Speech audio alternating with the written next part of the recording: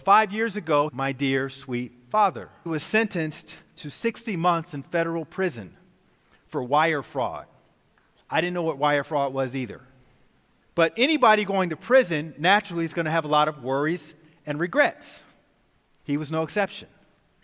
A month into his sentence, he and I started talking a lot more, and he surprised me. He said, "Hey, can you send me a copy of your How to Meditate book that you wrote?"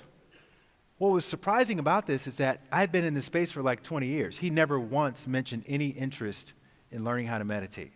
But I guess there's something about being in prison that makes you a little bit more introspective.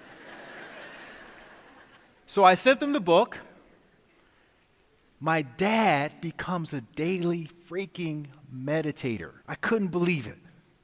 And then I noticed something. Over the next several months, he started talking about the cases of his other inmates. Remember, my dad was an accomplished attorney, so he could read somebody's case file like it was a children's book. And so he was starting to review the other inmates' cases, and he saw something that just gutted him. He said, "I'd never seen so much legal malpractice, where some court-appointed attorney didn't file a motion, or they didn't submit evidence, or they took a plea deal too quickly. And these guys got all these years in prison." And he felt called to volunteer his time and his service to help these guys appeal their cases. So he would sit there with them one-on-one, and he would coach them. This is how you read this legal document. This is how you file this motion. This is how you're going to present yourself in court. The judge is going to do this. You're going to say that. He's going to take you seriously.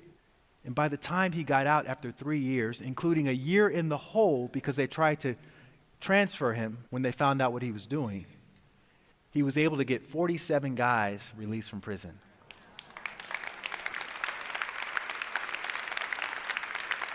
He even stayed in prison for 2 extra weeks voluntarily because he promised the last 2 guys that he would not leave until he finished their case.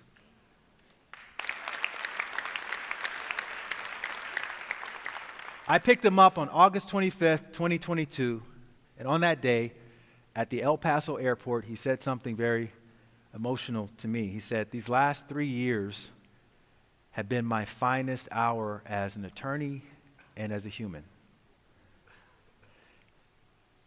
Even in prison, he was exactly where he needed to be for his unique path and purpose. And everything he learned and everything he experienced came into play for that mission.